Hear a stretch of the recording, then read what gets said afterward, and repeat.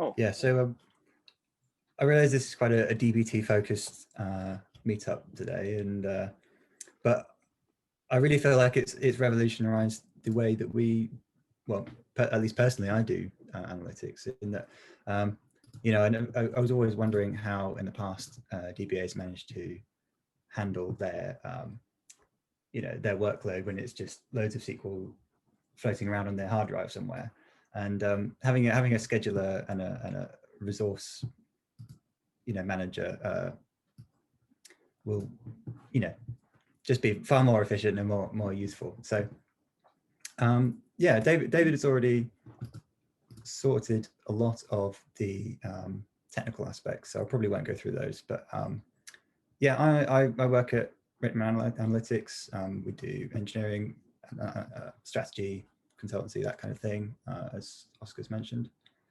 Yeah, we tend to focus on Google Cloud, so BigQuery is our database of choice, similar to David, although we do have some projects on Snowflake, Athena, and the occasional Postgres. Yeah, I used to work for CDO Partners. If any of you are long-time Brighton Data forumers, you'll remember we sort of originally sort of brought about the data forum and sponsored it initially in its early stages, and it's really impressive the membership it's got to now. You know, big thank you to Silicon Brighton and the organizers for doing such a great job, and also creating such good graphic design that we could never hope to attain. So I'm just going to go back.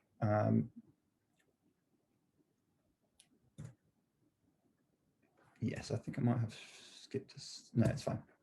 So yeah, I kind of wanted to choose a talk that was relatively relevant to most of you, and I'm sure most of you probably are university educated. You know, people in the data world tend to be slightly on the nerdier side, so I hope that's more relevant to some of you. It's kind of a relevant point to people of my age as well, where it was a big event in 2010 or whenever they announced it, that, you know, suddenly they'd be tripling the loan you have to pay. So many of us have student loans in which we didn't have them. But there's, you know, I remember at the time there was a big furore about, you know, oh, I'm going to have to pay all of that back. You know, is it worth it? Am I going to have to think about overpaying? And people tend to say, well, there's no point, because the way you pay back, it's related to your salary, and so you'd only ever have to pay. We'd be earning crazy money for it to be worthwhile. So I was having a look around, you know, just out of curiosity, and there doesn't seem to be anyone who's really sort of done a numerical analysis of what is the tipping point. At which point does it become theoretically, you know, optimal to start overpaying your loan? And I kind of felt like there was sort of a lack of knowledge in the public sphere about that. So I think once I'm ready with this project, I'll publish it and make it available for general use. I put it on GitHub and everything. David's already very kindly, you know, given us a really in-depth introduction to DBT, so I probably won't go through too much of the technical stuff with you. But I'll explain it just in case my recording of this video gets separated from his. So DBT is a script scheduling tool that allows DBAs and engineers to create ETL, ELT pipelines in SQL. It's got some really great features if you're interested in doing it in a production environment as well. He's already covered the DAGs, and I'll show you some of those later. Macros, you know, where you can use Ginger to make reusable portions of code, so you can write it once and use it forever. Tests, the CI/CD is covered by, if you use DBT in a GitHub repo, you can work on it collaboratively with other people because it's just a text-based project. And then the great thing about the scheduler as well is that the scheduler automatically pulls from the master branch of your repo. So you can always be pulling from the production environment, and just if you merge your code to it, then that will go live automatically. It's really really useful like that. So I might go back. Yeah, so I kind of decided to do student loans and work out how to do this problem using DBT. And I'll explain why in a minute. DBT, as it was mentioned, is this sort of part in the middle. You do the transformation of data within the data warehouse. If you want to know more, go to getdbt.com. And it's a really cool tool because all of these great, exciting new companies are using it, including the state of San Francisco. So normally it's applied in a sort of data warehouse context, in that you bring all these data sources together, you merge them, you can sort of deduplicate, see across all these data sources, and then you can pull out reports into like a product warehouse, CRM warehouse, customize your view on that centralized data warehouse for each department.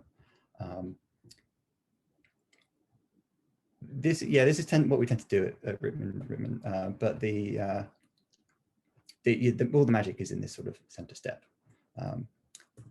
What we've done is we've done this enough times that we've kind of worked out there's a common sort of design pattern. I'll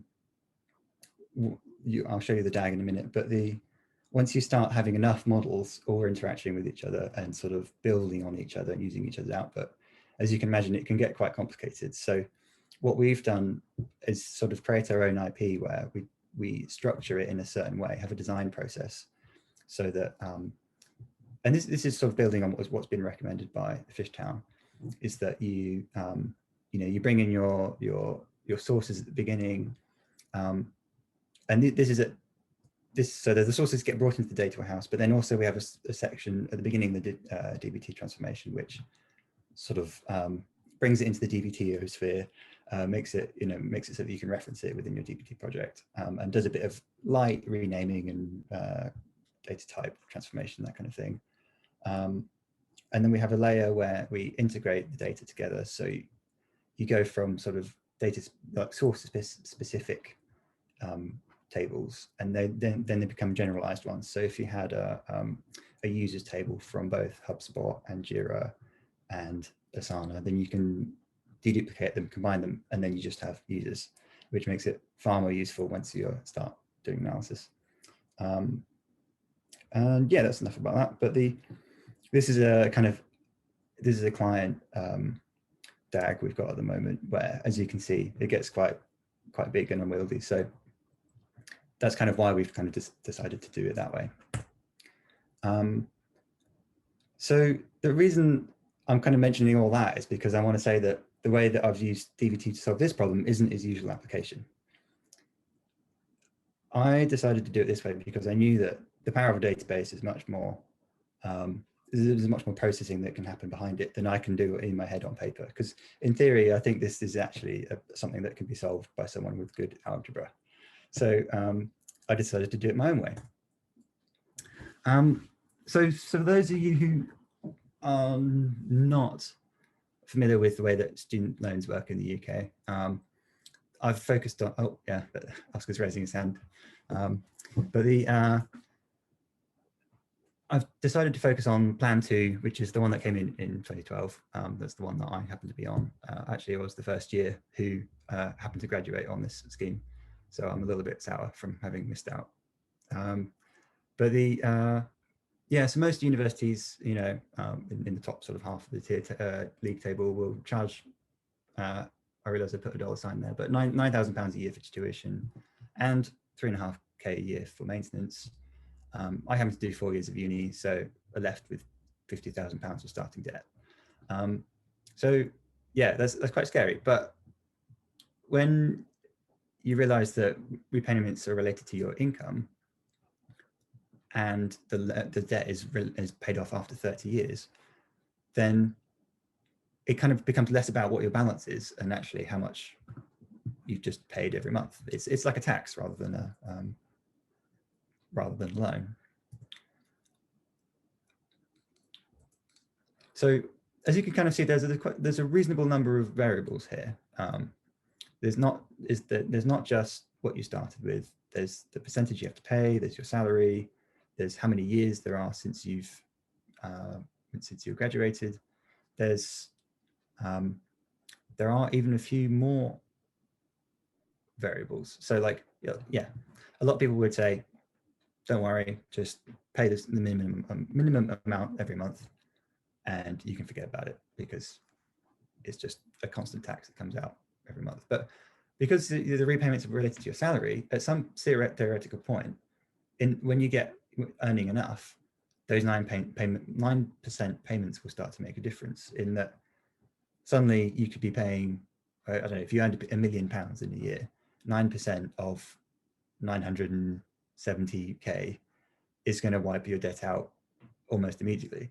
So like, you're going to have to start thinking about the extra variables once you start getting up into those higher echelons. So this is it's what I'm trying to get at is it's a multivariate problem where there's all these things that can vary for your scenario, and working out what the optimal strategy is depends on this combination of variables. So yeah, how much you started with, what your salary is, and then your repayment amounts are a function of your salary. Your salary could change over time. Interest rates can change. I've modeled them as relatively constant, but they can actually, well, they're derived from inflation. So the interest that you pay on a tier 2 loan is RPI plus 3%, but that 3% can vary depending on your salary. So there's a ramp kind of scale between 26 and 47k. So if you earned 26k, the interest would be 2.5%. If RPI was 2.5%, and if you earned over 47, then the interest you'd be charged is 3% on top of that, so 5.5%. Overpayment is optional, so that's the kind of thing that you have to play with as a graduate. You could you have the two options. You can either do the recommended thing and just pay the minimum every month, or overpay. So one of the things that makes doing this difficult with calculus is that time is compound. And so if you can think about the sort of the standard way of calculating interest on a mortgage, it's interest on what was last year, but that last year was interest on the previous year. So there's this sort of Russian doll effect. So you need to be able to sort of account for that in your calculations.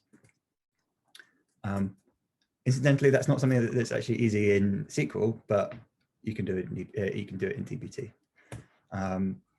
So all of these variables, all these things can vary. If you wanted to be able to calculate all the different combinations and all the different payments required over time, that essentially amounts to a Monte Carlo simulation. Typically, Monte Carlos are a bit more like sophisticated than what I've done here, because they are actually used to calculate the probability of something happening. I've just assumed that all of the outcomes are, all of the input variables are equally probable. So they, there's just like a uniform distribution of those. But through my analysis at the end, I can sort of work out what I think is most likely to happen for me. I can fix some of the variables that for me are at least pertinent, and then look at the variance in all the other scenarios from that point. So yeah, some of the input variables, I've just inserted these in DBT. You can insert data as a CSV, run that, and that becomes like a static table that you can then use other calculations to reference. So I've inserted these as CSVs into DBT, and you can see a selection of the variables I've used. So I've just assumed that for keeping things simple, I've decided, okay, what happens if interest is 2.5% or 5%? You have the option of your the starting amount, the principal, the amount of debt you started with. That can start from 25k up to 100k. Same for your salary. So, you know, you don't actually have to repay when you earn less than 26K. So I started at that point, and it's kind of unlikely for most mere mortals like ourselves to earn more than 100K. So I thought I'd top it out at that point.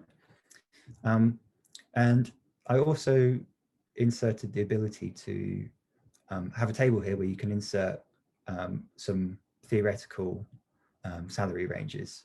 So you could say, okay, well, up until 2017, I was on 20, and then I don't know, at some point you had a pay rise, and so you could model out a variety of salaries. I think, and I'll come back to how I can improve this later. Oh yeah, and then another thing was I used a useful bit of code in DBT, and this is part of the utils package that David briefly mentioned. There's a function where you can essentially generate data, which is you put in the start date and end date, and it creates rows for every date in between, and you can specify the granularity at which that happens. So I've decided, I want to analyze things on a yearly frequency. And because I've done this as a single table, I can then do what's called a cross join, which basically, for our other tables, you can cross join things into it, and that basically takes every row in the first table and joins it with every row in the second table. So if you've started with, so if you had two tables of like 5 rows each, you'd end up with 25 rows in total. So that behavior is really important for this. The way I've done this is because what I've done is taken all of these options and multiplied them together so that you can have every combination of interest rate with 2.5K, 25K, 2.5% with 30K. You get the idea. So this is why you kind of need to do this in a database, because the number of possible combinations can get big pretty quickly. Here's the DAG. I thought I'd include it, but you guys know what a DAG is now. So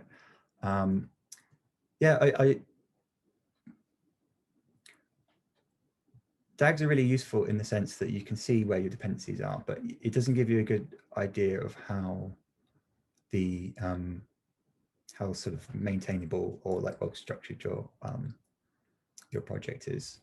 You kind of need to know about what is in some of the contents, but the gray tables here are all sort of data tables that I've used as possible entries in each of the scenarios. Here's the dates bind I mentioned. So if you cross join them all together, you get all of the distinct dimensions, distinct possible scenarios, and I've given each of those a distinct scenario ID. And then I did, like I mentioned, you fan it out with the dates bind. So for every possible scenario, you have all the possible years in which you might want to be doing repayments. And then there are some models which then calculate, well, for a given year, for a given set of input variables, what was my interest rate that year, what was my total balance that year. I think that's it. But then and then at the end you summarize and you can work out what was the total interest paid, what was the total paid over the number of years. How many years did you end up repaying in? Because if your balance drops to 0, then you've essentially paid it off, and you don't need to rely on that 30-year cutoff date.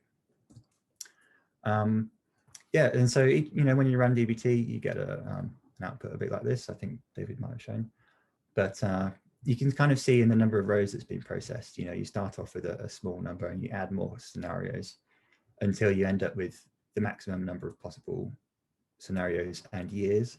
And then at the end, you re-summarize that. Okay, well, for each scenario, what was the what are the total aggregates, all the useful information, as if you'd lived that scenario through to its entirety and worked out what the number was you paid at the end.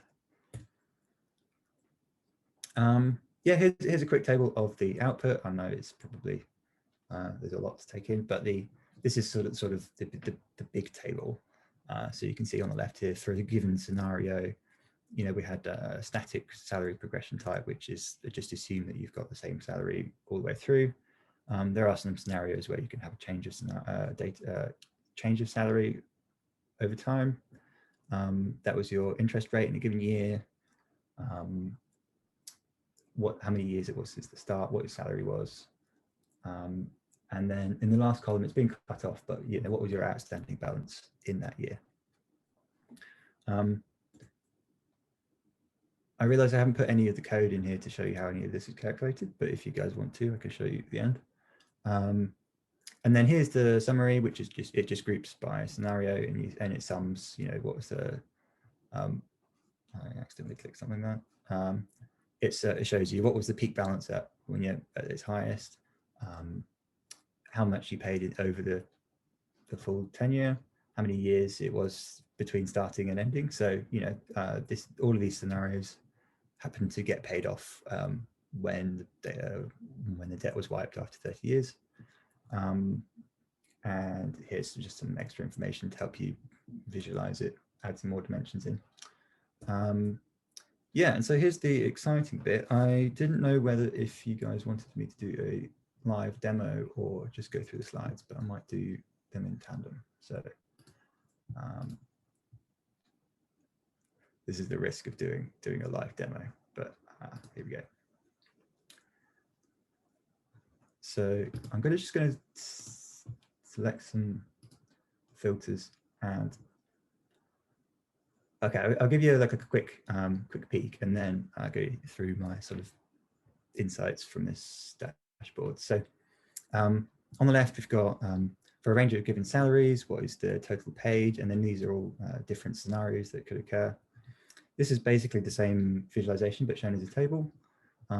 Gives you a little bit more kind of context. So there's some interesting insights to be had here, where you know the amount of debt that you started off at that goes along the top, salary down the left, and then each of these is the average total paid for all the scenarios that happen to have these two combinations of principal debt and salary. So you can break those down a bit more later using the filters at the top. This is a single average trajectory based on all the different salaries you could possibly have and all different amounts you could possibly repay in total. And this is just an average of all the possible scenarios. So again, I'm going to break this down in a sec, you'll see. And here's a table of the details. So I need to go back to my presentation. So the first thing you notice is that there's this very strong line between the relationship between salary and the total amount paid at the end of your lifetime, as it were. So you can start seeing here up until about 45K, there's not really any variance in the outcomes. So like regardless of what you do, you're kind of best off you just end up paying the minimum amount. So kind of what that means, I'll mention why that is the case in a sec. So after your salary gets over about 45K, there's a big variance in certain scenarios. But I noticed that this line happens to be when you've been paying off the debt, paying off, and I'll show you an example. Actually, don't do that. Let's choose a good example. So here we go. Maybe that's not a good example. It has to be this side of the line.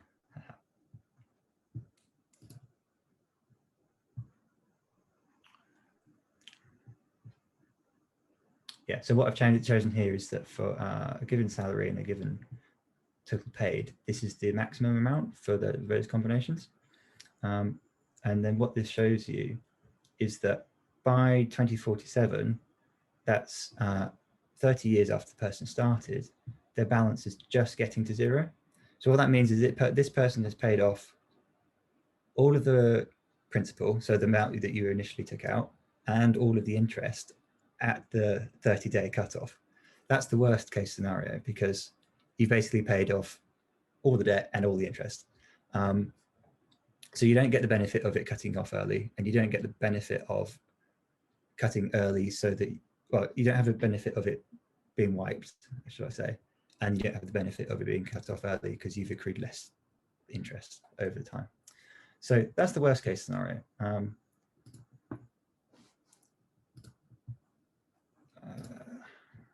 is it here? So yeah, on this slide, I've essentially, these people are the people who've ended up paying off after at the 30 years. So what are these other people? What are these other scenarios? So they are a bunch of two possible outcomes. They are people who are either to the right of this sort of diagonal maximum line, who are, I'm going to call them Group A, and people to the left, call them Group B. So the people in Group A are the people who have a high amount of principal debt, but a relatively low salary. So these are the people who never pay more than the interest you accrue every month. So what that means is that these are all the people who get to the end of the 30 years and they have loads of debt outstanding, but all they've done is pay the minimum that they can every month up until the 30-year date. And so that is interesting though, because what that means is that it's regardless of what debt you have, for a given salary, you end up paying the same amount over the 30 years. So, take 45 here, for example, you could have taken out 100 grand's worth of debt and you still end up paying the same amount over the 30 years as if you'd taken out 50 grand's worth of debt. I thought that was a relatively interesting insight. So moving on to Group B, this is where it does matter how much you started with, because these are the people who pay off in less than 30 years because they have a high salary relative to their principal amount of debt. So these people here, someone being paid 95 grand for most of their career starts with a 30 grand debt, and they actually only pay £791 in interest.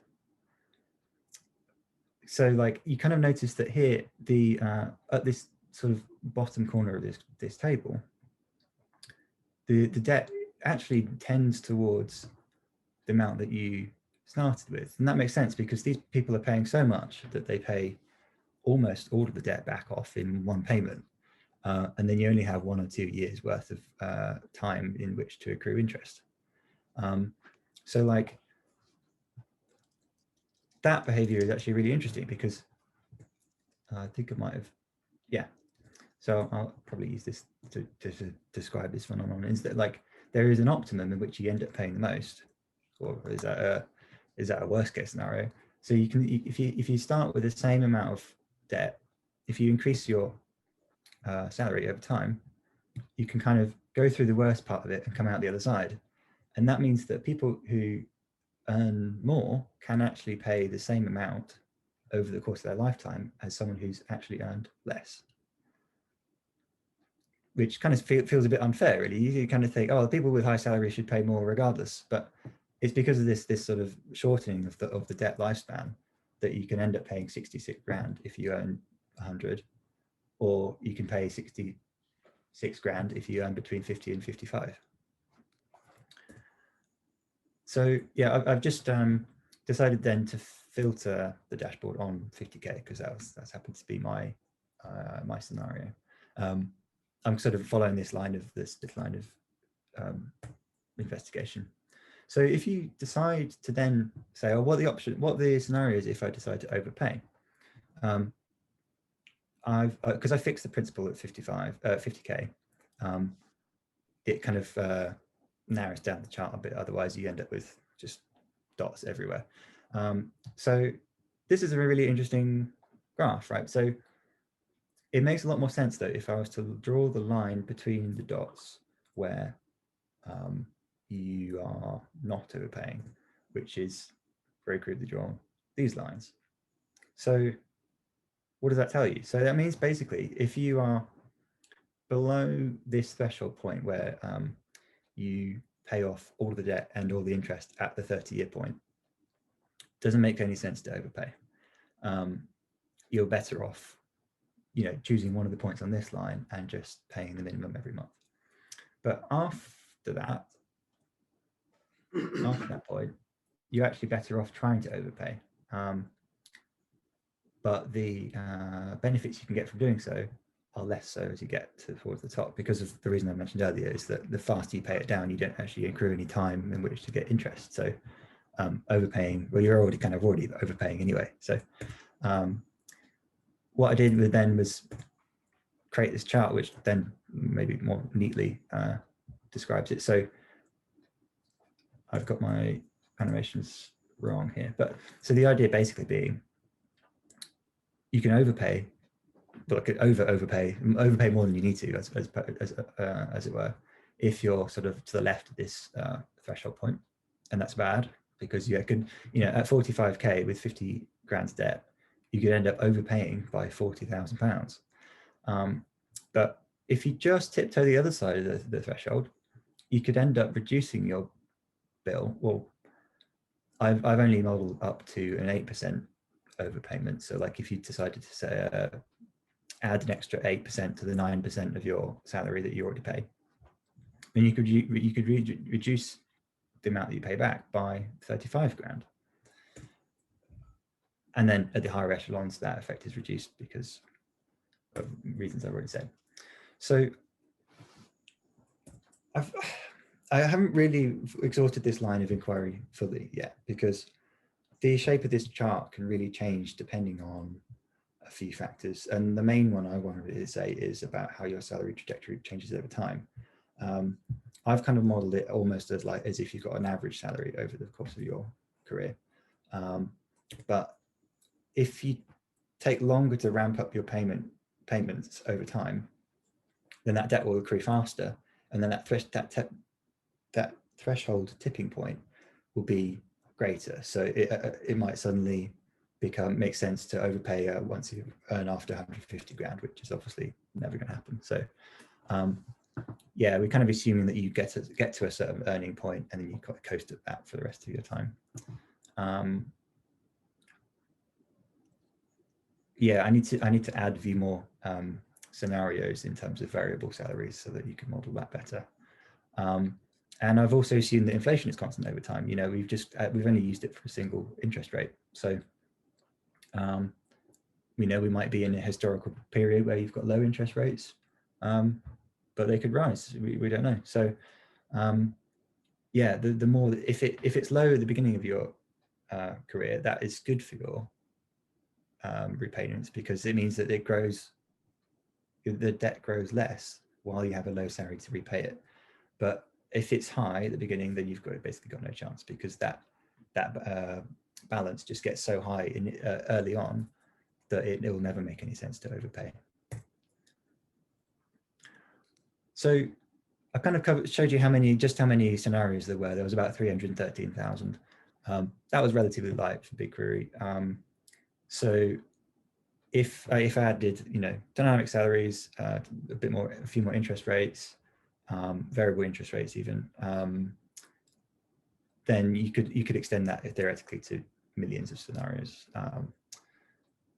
And it kind of occurred to me after the fact, it might not necessarily be linear regression, but you could create a regression from the data and then come up with an algorithm. If there are any data scientists out there who want to help me with this, get in touch, because I've really realized we've essentially got a data set now where we've theoretically run through thousands of people's lifetimes. We could create an algorithm based on this. So you could work out what is the coefficient of each of these variables, and work out, okay, well, how does that affect your lifetime spend? And then, yeah, also, if you decided to allocate probability to each of your salary earnings, maybe it's highly likely that you'll make 30k, on average in your lifetime, but very unlikely that you can make 100. Then you could weight it based on your probabilities. So having covered all that, and I don't know, actually haven't been keeping track of time, so I've probably rambled on. But the yeah, most people should pay the recommended amount because of the risk factors I mentioned earlier about inflation and you know, variable salary. That tipping point can very quickly get out of reach. It's a risk also because if you're just below the tipping point, then you end up overpaying massively, and it's not worth it. High earners can end up paying a similar amount to a low earner just because of the speed at which they repay it. In my case, you know, that threshold becomes, you know, 70 to 100K, and yeah, I just want to emphasize that overpaying is high risk and high reward.